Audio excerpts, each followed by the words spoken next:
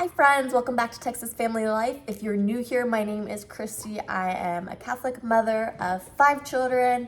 My oldest is 6.5 and my youngest is 6 months old. So I'm just trying to make life work with a big family and trying to save money. So today I'm going to do this new thing with you. Kefir grains. I know close to nothing about it except for what I've read online. I've never done this before, but a friend at church was able to gift me some because she had extra. So this is it. And I think I should have fed it a long time ago. I don't know. So my sister was gifting us with some fresh cow milk, and now she is switching cows, so we're not having that. But I got this 1836 Farms. This is a glass bottle. But I got this at HEB, and it is not ultra pasteurized, and that's what you need for these grains to, I guess, for lack of a better word, thrive and grow. I guess the ultra pasteurization kind of kills off the kefir grains. So we don't want to do that. We want to keep them alive and healthy. And so from what I've read, and I don't know anything about this. So if you know anything about kefir grains, please feel free to comment in the section below and let me know if I'm doing this right or wrong or what. But this, like I said, I've done a lot of research. I've read a lot about it. I just have not physically handled this. So if you look right here, I don't know if this is a bad thing, but there's a lot of liquid at the bottom, like a clearish liquid. But like I said, I think these are hungry. I got them 5 days ago, so they probably need to be fed. So you want to do a 1-to-1 ratio. You put that in my room. So I'm going to pour this into this bigger jar and then fill it to the top with this milk that I got. And then you just let it sit out at room temperature for, I think, 24 to 48 hours. So I'm in a warmer climate. I'm in South Texas. So it should only take 24 hours for mine, but I'll just take y'all along and we'll see how long it really takes. Oh, you are not supposed to use metal spoons with this. And I think that's kind of the rule of thumb with anything you're working with that's living. That's like sourdough, you're not supposed to use metal utensils, and also for just regular bread making where you're using an active yeast.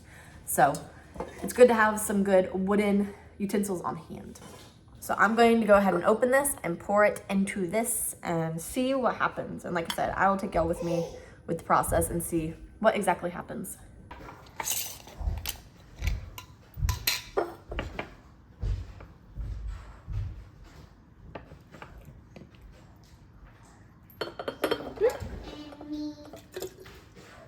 And you?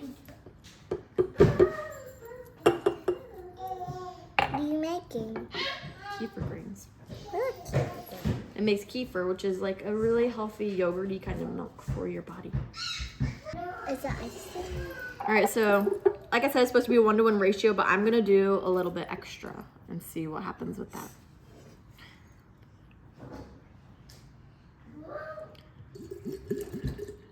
That's a lot.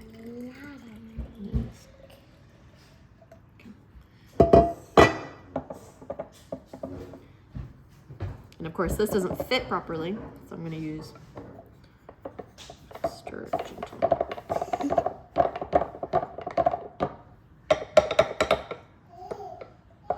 Of course, with all my things, I like to wipe this down because I don't want anything to be growing or smelling bad while I'm trying to get this going.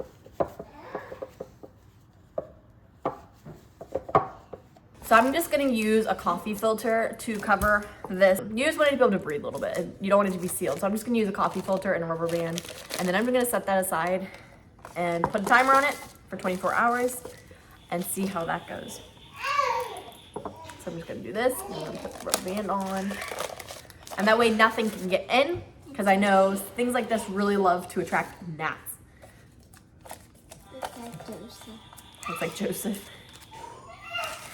Okay, so there. So we're gonna set this on the counter, room temperature, for a day and see what happens. I know there's supposed to be a little bit of thickening and some sourness to it, and it'll be delicious. I love store-bought kefir, and I always have. Remember, my mom used to give it to us when we were kids, so I'm hoping that this turns out pretty similar and turns out really good. All right, let's see what it looks like in 24 hours. All right, guys, so it's been 24 hours, and I think my hypothesis was correct.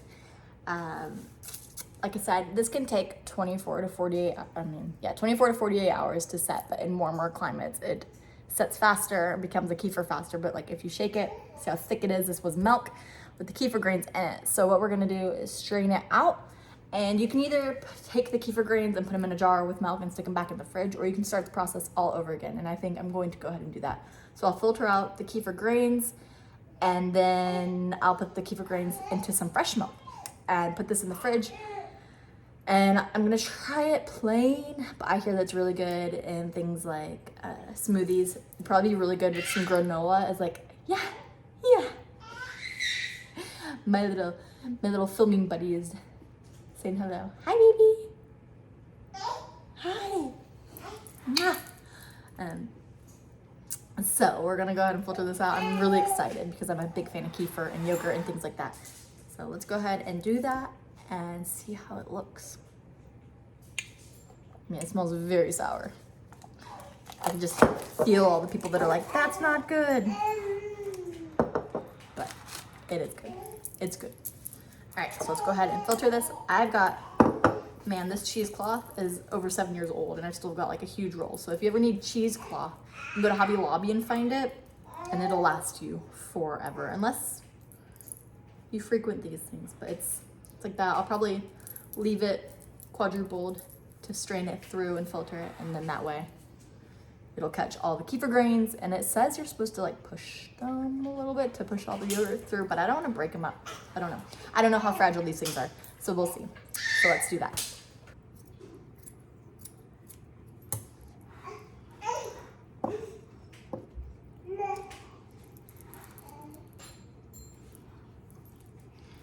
Kind of what it looks like.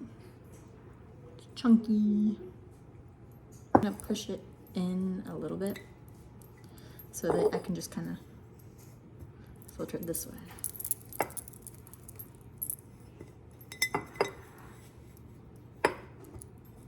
That way I have a little pocket to catch the kefir grains.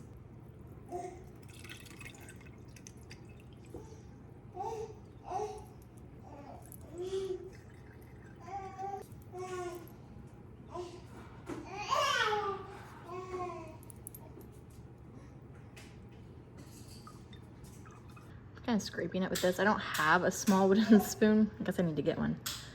But it says you're supposed to like push it around a little bit. And it's more of a cottage cheese now, rather than the big old things that they used to be like this. So I'm just gonna push it through and filter it. You talking to me? Hi. Oh, come here. Come see me. Oh my gosh, this is the first time she's walked in this thing. Marcella, come here. Come here. Come here. Hi. That was super cool because she always walks backwards in that thing. She's never walked forward. You did it. You did it. I got it on video. Oh, you're so big. You're so smart. Oh yeah, what am I doing now? All right, so this is the progress we've made. There's this weird clear layer on top. Don't really know what that is. Look, come here. Start around. I know it. I know it.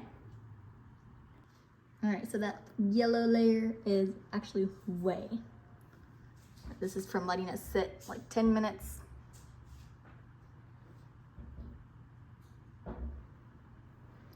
And then you can just stir that back up and drink it.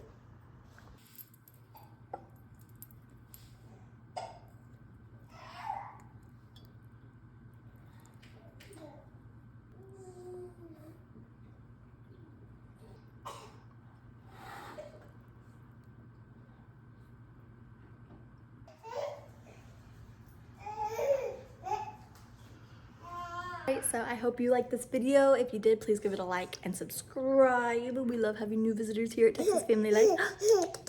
And let me know if you've ever made kefir below. Yeah. What'd you say? You talking?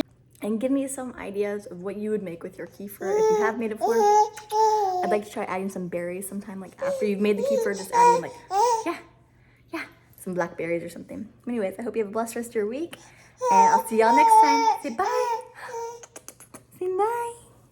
Bye, guys.